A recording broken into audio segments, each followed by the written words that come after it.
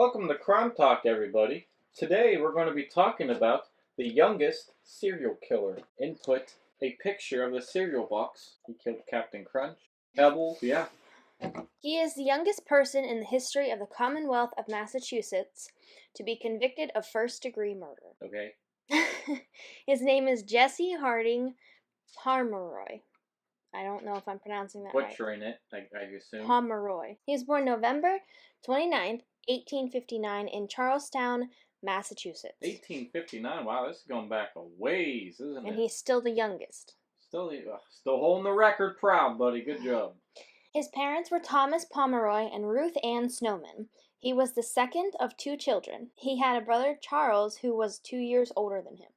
His father, Thomas, was a veteran in the U.S. Civil War. Starting in 1871, there were reports that several young boys were individually enticed to remote areas and attacked by a slightly older boy. However, no one was arrested. The attacks were so brutal, the young boys were beaten with a fist and a belt. In 2 of the attacks, a knife was used. Some of the boys were physically scarred permanently.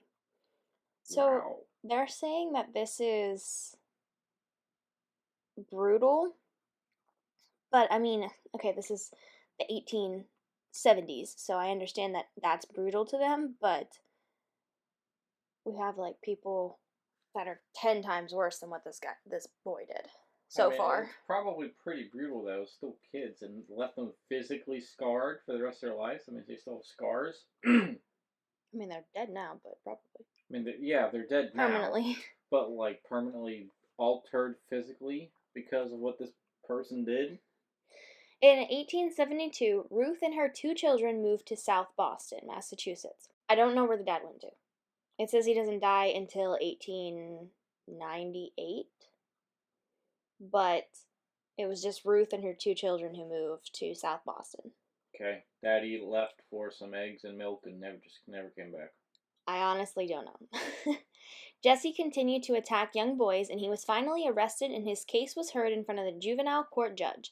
He was found guilty and sentenced to the State Reform School for Boys at Westborough, Massachusetts for his minority until he turned 18.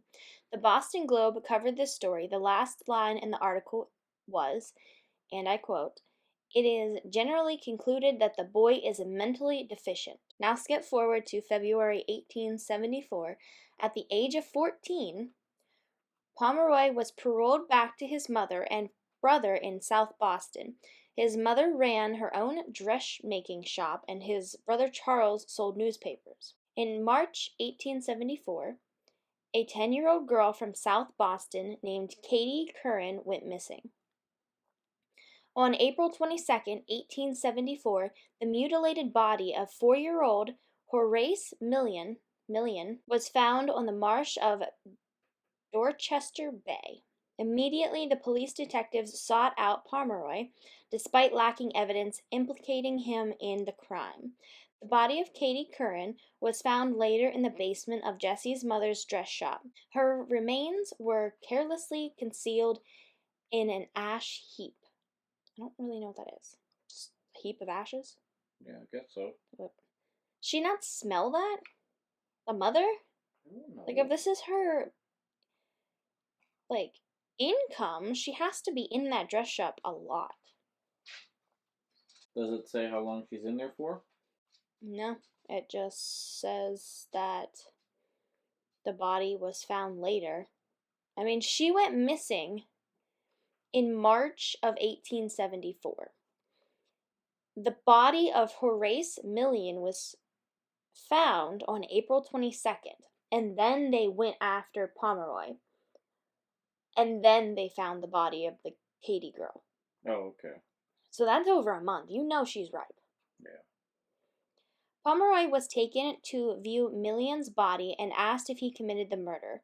At the coroner's inquest, Pomeroy was denied the right to counsel. The case of the Commonwealth versus Pomeroy was heard in Massachusetts Supreme Judicial Court, Suffolk County, Boston, on December 9th and December 10th, 1874.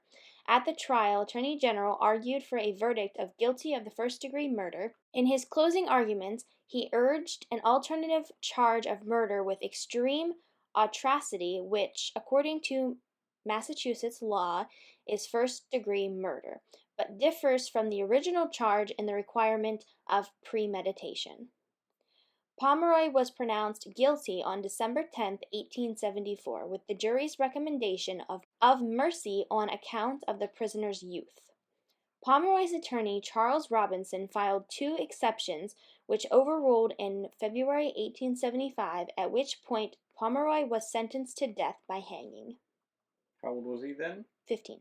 15. Wow. It remained for the governor to sign the death warrant and assign a date for Pomeroy's execution. However, Governor William Gaston refused to comply with this executive responsibility. The only legal means of sparing Pomeroy's life was through the Massachusetts Governor's Council, and only if a simple majority of the 9-member council voted to commit the death penalty. Wow. Only one person. No, there's 9 members. Yeah, but if only one said yes, then they went through with it. I guess. That's what it sounded like when you said. If a simple majority. It's a majority vote. So okay. If they all vote yes, then he gets it. Or like, if 5 of them vote 5. yes, then he's getting it. If 4 of them, 5 of them vote no, he's not getting it. Over the next year and a half, the council voted 3 times. The first 2 votes upheld Pomeroy's execution, and both times Governor Gaston refused to sign the death warrant.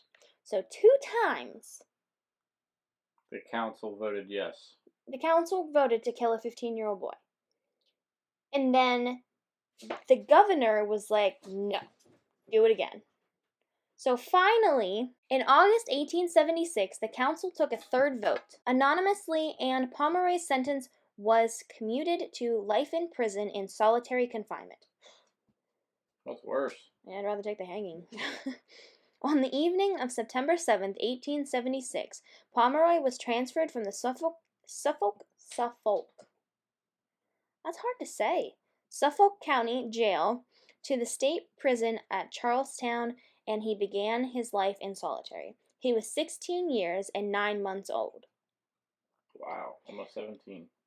Pomeroy remained incarcerated at Charlestown State Prison. In prison, Pomeroy claimed that he taught himself to read several foreign languages, including Hebrew, and one visiting psychiatrist found that he learned German with considerable accuracy. He wrote poetry and argued with prison officials over his right to have it published, and he studied law books and spent decades composing legal challenges to his conviction and request for a pardon. A psychiatric report on Pomeroy made in 1914 and quoted extensively in the Boston Globe after his death noted that Pomeroy had made 10 or 12 determined attempts to escape, that handmade tools were frequently found in his possession. A prison warden reported finding rope, steel pens, and a drill that Pomeroy had concealed in his cell or in his person. According to the Globe, Pomeroy lost an eye after attempting to destroy the side of his cell by redirecting a gas pipe. The 1914 psychiatric report claimed that Pomeroy had shown the greatest ingenuity and persistence in which unprecedented in the history of prison. In 1917, with the support of District Attorney Joseph, I'm going to butcher this, Pelletier, Pomeroy's sentence was commuted to the extent of allowing him the privileges afforded to other life prisoners. At first he resisted, wanting nothing less than a pardon. He eventually adjusted to his changed circumstances. In 1929, by this time an elderly man in frail health, he was transferred to Bridgewater Hospital for the criminally insane, where he died September 29th, 1932. He was the youngest serial killer. Now, because there's not very much on this guy, so I'm just going to say, if anybody wants to look it up, there's more things about him. Jesse Pomeroy appears in the novel The Alienist by Caleb Carr, and was subsequently featured in the TNT television adaptation played by Stephen Louis Grush. Probably butchering that also.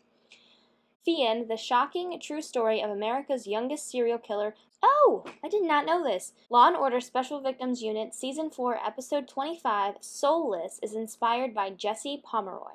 Wow. I'm gonna have to watch We've that. watched I that did episode not most even likely. more We than didn't likely even realize. Well, I've never heard of this guy before. I've never looked him up before. That's it for today's episode. That's Jesse Pomeroy, the youngest serial killer.